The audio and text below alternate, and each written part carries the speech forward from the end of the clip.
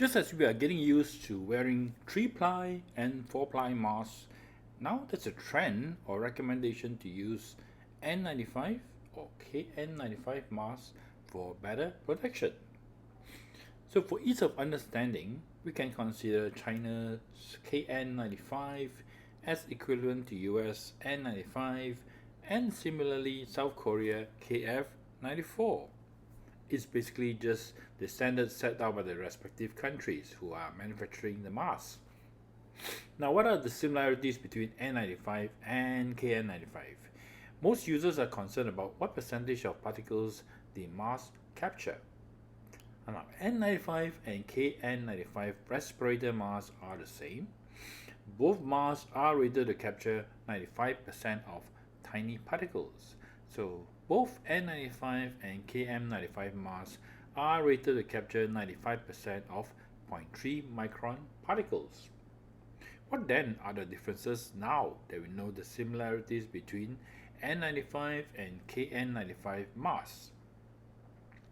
Both ratings require masks to be tested for filtration efficiency at capturing salt particles. However, there are some differences between N95 and KN95, which I have highlighted, or rather, I'm highlighting below. Now, most of these differences are very small and not of much interest to the normal user. The key differences are as indicated.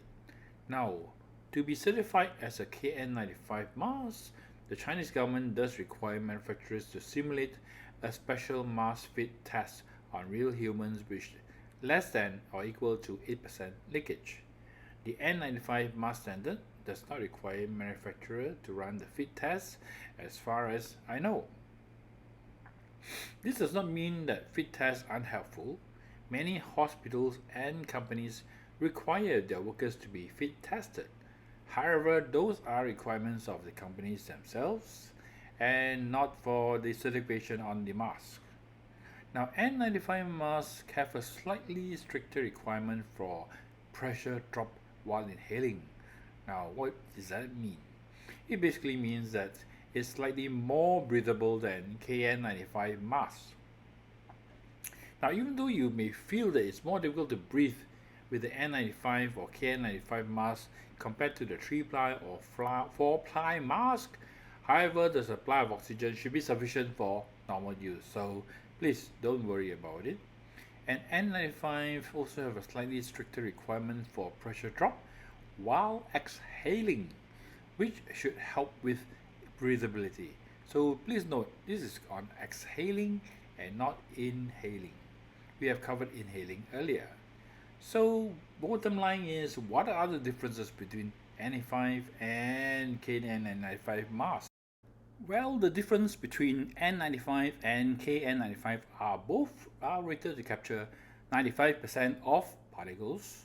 Among the major differences, only KN95 masks are required to pass fit tests, while N95 masks have slightly stronger breathability standards. So the next thought would be, can wearing a face mask protect you against the coronavirus?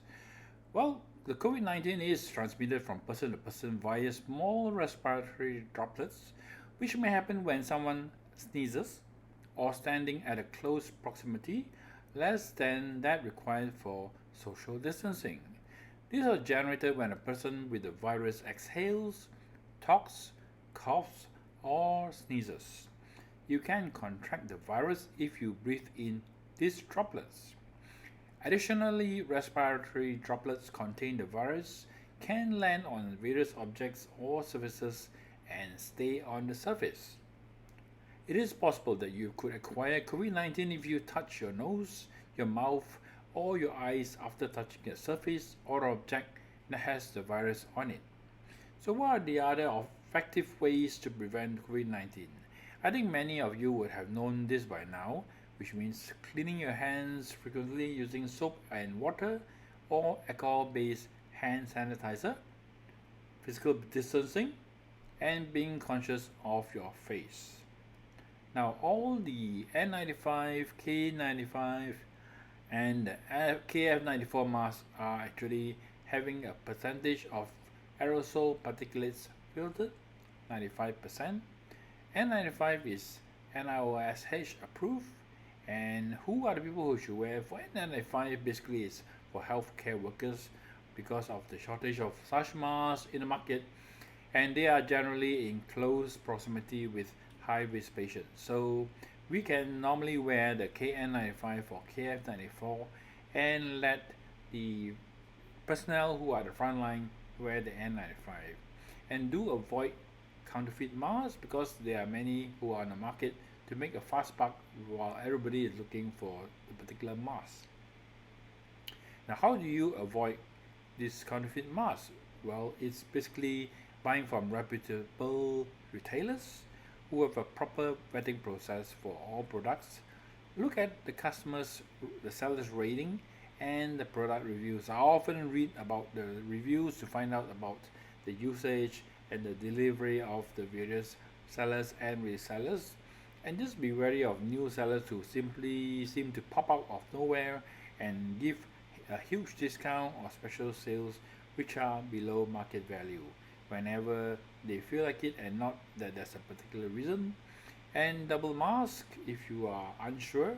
And double masking means using, for example, a 3-ply or 4-ply mask with a cloth mask and not two of the same type of mask.